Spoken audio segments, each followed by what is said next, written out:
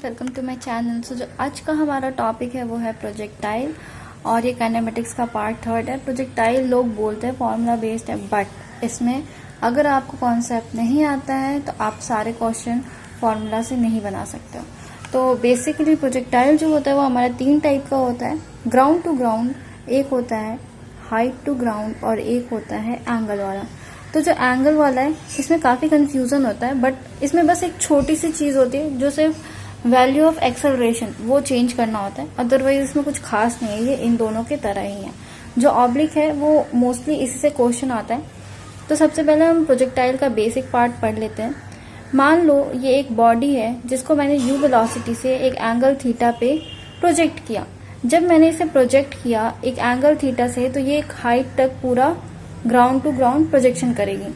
सबसे पहला ये जो एक्सिस होता है वो एक्स एक्सिस बोलता है, या हम इसको रेंज बोल सकते हैं, जितने दूर तक बॉडी कवर की है एक्स रेंज में।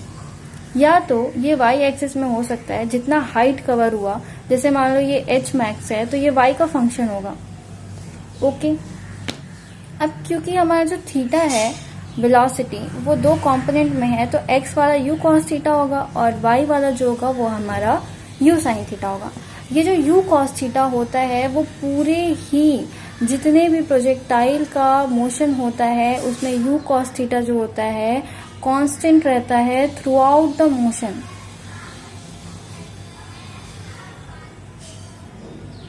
ये काफी इंपॉर्टेंट है। अब जो है हम बात करते हैं कि हॉरिजॉन्टल में क्या लिखते हैं और वर्टिकल में क्या लिखते हैं। तो हॉरिजॉन्टल वाला कौन सा पार्ट है भाई? एक्स वाला पार्ट है। एक्स मतलब क्या? हमारा डिस्टेंस यानी कि हमारा रेंज। और वाई वाला जो पार्ट है वो हमारे हाइट का पार्ट है। क्योंकि ये एक्स है तो हम इसका जो वेलोसिटी है उसको यू एक्स वी एक्स ऐसे लिखेंगे और इसका यू वाई वी वाई ऐसे लिखेंगे। इसका जो हॉरिजॉन्टल का एक्सेलरेशन होता है, आप देख लो तो हॉरिजॉन्टल में कुछ भी एक्सेलरेट हो रहा है क्या? तो जो ए एक्स होता है वो 0 होता है, बट जो ए वाई होता है वर्टिकल में, क्योंकि सारा तो प्रोजेक्टाइल जो मोशन हो रहा है वो सारा तो वाई एक्सिस में हो रहा है ना, तो जो हमारा वर्टिकल एक्सेलरेशन होता है वो होता है -g। अब ये माइनस क्यों आया? तो ये पार्ट, ये जो आपको माइनस वाला पार्ट है वो आपको काइनेमेटिक्स का पार्ट 2 वाला वीडियो देखने पे पता लग जाएगा कि हाँ माइनस क्यों आया। ओके, नाउ ये जो यू एक्स है और यू वाई है, तो यू एक्स को आपको पता है कि यू एक्स जो होता है वो यू कॉस थीटा होता है और यू वाई जो होता है वो यू साइन थीटा होता है। अब एक और इम्पॉर्टेंट बात कि जैसे मान लो हमें x निकालना है, ठीक है। x मतलब क्या होता है? डिस्टेंस। डिस्टेंस क्या होता है? Velocity into time. तो अगर x निकालना है यानी कि यू एक्स निकालेंगे, यू वाई मत निकाल देना, इनटू टाइम। तो यू एक्स क्या है? You cos theta into time. अगर हमें y निकालना होगा तो यू वाई इनटू टाइम यानी कि you sine theta into time. अगर हमें वी वाई निकालना है तो v का फॉर्मूला क्या होता है? v is equal to U minus A T. अगर हमें x के लिए निकालना होगा तो हम x x लिखेंगे और y के लिए निकालना होगा तो y लिखेंगे। तो अगर हम x के लिए निकाल रहे हैं V X is equal to U X minus A T, तो जो हमारा वी एक्स होगा वो a जो है हमारा ए एक्स क्या है? हमारा ए एक्स 0 है, तो ये पार्ट खत्म हो जाएगा यानी कि वी एक्स जो है वो यू एक्स के बराबर होगा और वो यू कॉस थीटा होगा। अब अगर हम बात करते हैं वी वाई की, तो V Y is equal to U Y minus A Y into T plus A Y into T. यहाँ भी प्लस होगा, यहाँ भी प्लस होगा, आई एम सॉरी। तो वी वाई जो होगा वो हमारा यू वाई क्या है? U sine theta plus A Y क्या है? Minus G into T. Okay, तो अब जो है अगर वेलोसिटी की बात करते हैं तो हमें पता है कि जो हमारा वेलोसिटी होता है वो एक वेक्टर होता है। इसीलिए जो वेलोसिटी का पूरा अगर हमें निकालना होगा टोटल वेलोसिटी, तो वी एक्स का स्क्वायर प्लस वी वाई का स्क्वायर करेंगे। और जो हम अगर हमें एक्सेलरेशन निकालना होगा तो आपको भी ये भी पता है कि जो हमारा एक्सेलरेशन है वो एक वेक्टर होता है। तो ये इसको हम इस फॉर्म में लिख सकते हैं। अगर आपको लिखने नहीं आता है तो आप मेरी वेक्टर वाली वीडियो देख सकते हैं। तो ये जो ए एक्स वाला पार्ट है वो तो 0 होगा क्योंकि ए एक्स हमारा 0 है, लेकिन जो ए वाई है वो माइनस जी जे कैप हो जाएगी।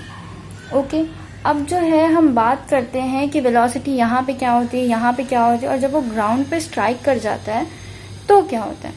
तो जैसे हमारा ये एक प्रोजेक्टाइल मोशन हो रहा है, जो हमारा इनिशियल वेलोसिटी है वो यू है और एक एंगल पे थीटा पे फेंका है हमने। ये हमारा x एक्सिस है, ये हमारा y एक्सिस है। तो ये जो होगा वो u cos थीटा होगा i कैप, और ये जो होगा वो हमारा u sin थीटा होगा j कैप। यहाँ पे मैंने बताया है कि जो vy है वो ux के बराबर ही होता है। जो यहाँ पे मैंने बताया था कि जो यहाँ पे ax होता है वो 0 होता है, तो यहाँ पे जो vy होता है वो कुछ नहीं होता है। जो ux होता है वो u cos theta i cap होता है, यानी कि मैक्सिमम हाइट पे जो होता है वो vy वो 0 हो जाता है। अब ये ग्राउंड पे स्ट्राइक कर गई, तो इसने एंगल थीटा से स्ट्राइक किया, तो ये जो है वो u cos theta i cap होगा। बट ये जो है वो minus u sine theta j cap होगा, क्योंकि ये माइनस j कैप वाला क्वाड्रेंट है। तो आप इसे समझ लेना। अब जैसे इसमें क्वेश्चन होता है कि चेंज इन वेलोसिटी बताओ जब वो प्रोजेक्ट कर रहा होता है, मतलब यहाँ इनिशियल पॉइंट से मैक्सिमम हाइट तक, ठीक है। तो आप उसके लिए क्या करोगे, आप यहाँ से यहाँ तक का पॉइंट देखोगे, तो जो मैक्सिमम हाइट है, अगर हमें डेल्टा u निकालना होगा तो हमें u2 माइनस u1 करना होगा वेक्टर के फॉर्म में। तो हमारा u2 क्या है, इनिशियल से मैक्सिमम, तो ये मैक्सिमम हमारा u2 है, तो u2 जो है वो हमारा u cos theta i cap है, माइनस u साइन, ये जो है ये टोटल वेलोसिटी u1 जो है हमारा u cos theta i cap plus u sine theta j cap होगा। तो अगर हम यहाँ माइनस कर देते हैं u cos theta i cap plus u sine theta j cap, इसे आप ब्रैकेट में लिखना, तो आपका answer minus u sine theta j cap.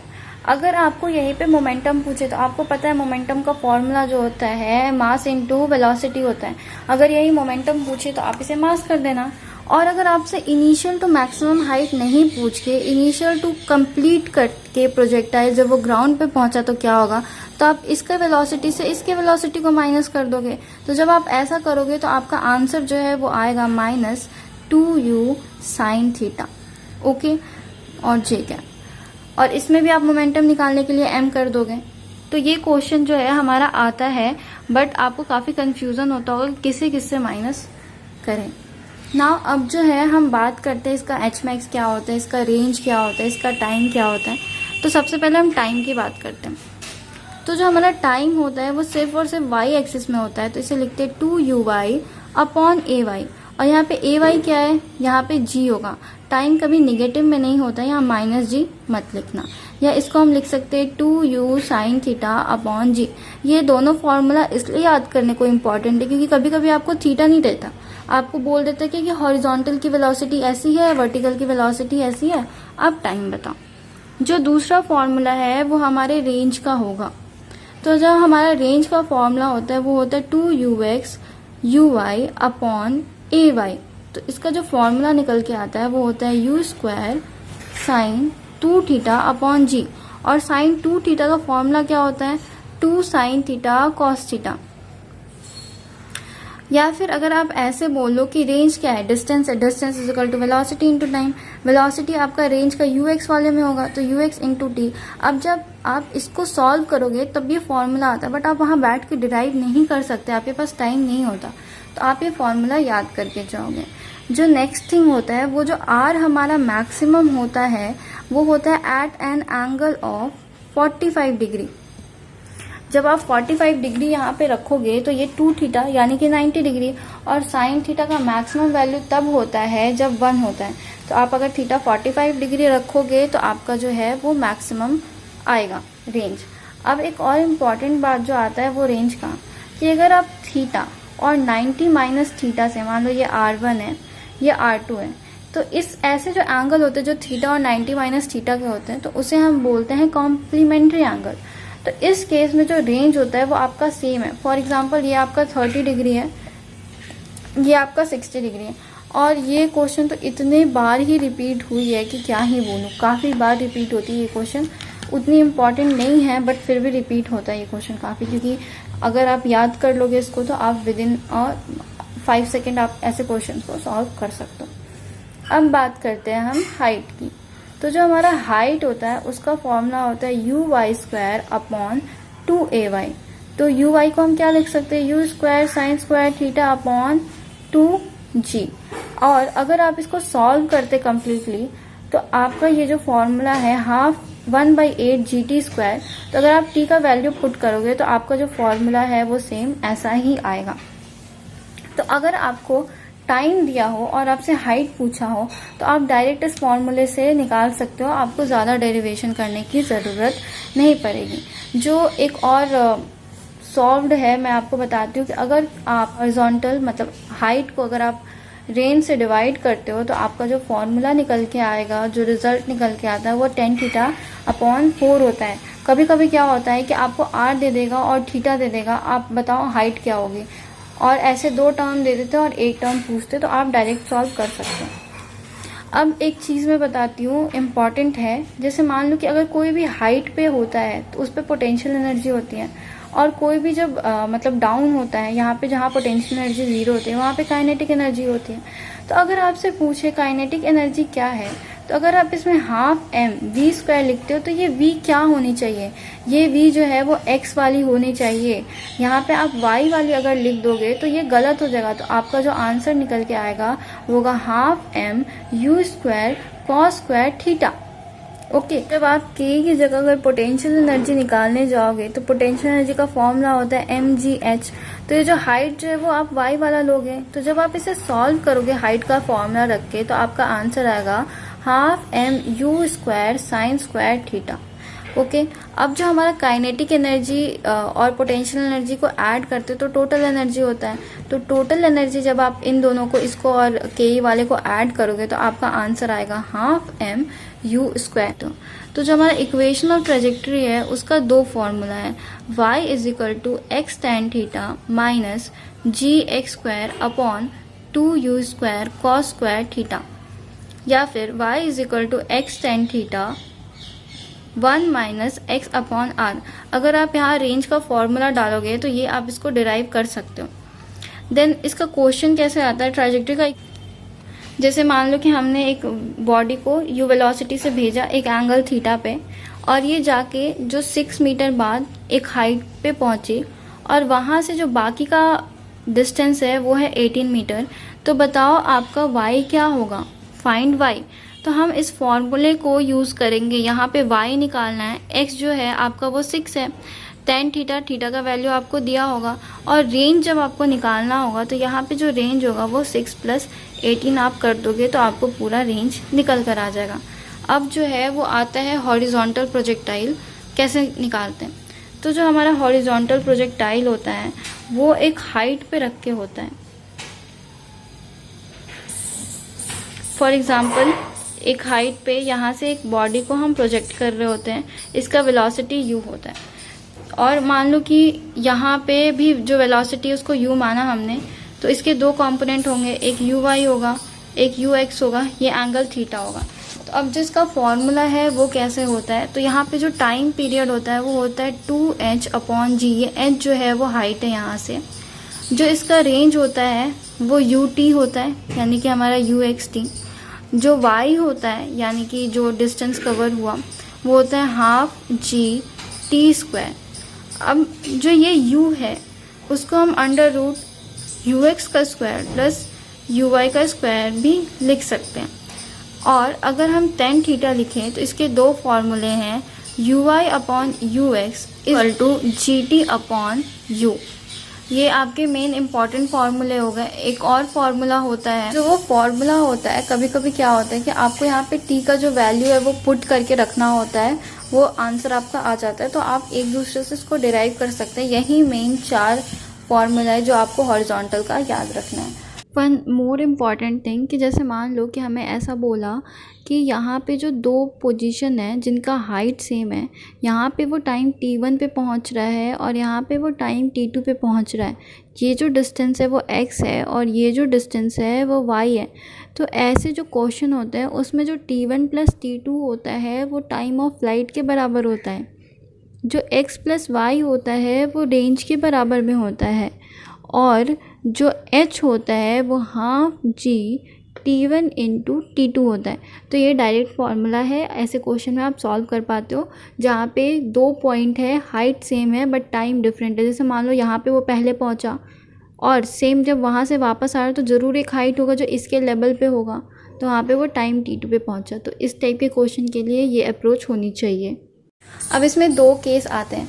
जैसे मान लो ये एक पॉइंट है, यहाँ से हमने 3 बॉल को नीचे फेंका, ये तीनों बॉल जो है ये 2 प्रोजेक्टाइल कर रहे हैं और ये डायरेक्ट हम नीचे भेज रहे हैं। यहाँ पे जो है वो यू सेम नहीं है, किसी की भी यू सेम नहीं है।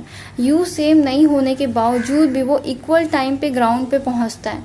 बट दूसरा केस है, मान लो कि यहाँ पे 4 बॉडी, एक को ऊपर से फेंका, एक को ऐसे फेंका, मतलब आप जैसे भी फेंको, यहाँ पे जो सबका u है वो हमने सेम दिया था। जब हम u सेम देते हैं तो सेम स्पीड से वो ग्राउंड को हिट करता है।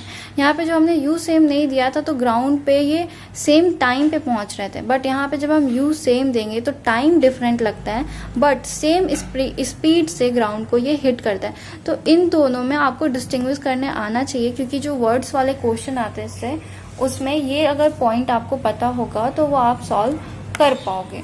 तो यहाँ पे हॉरिजॉन्टल के भी सारे क्वेश्चंस क्लियर हो गए।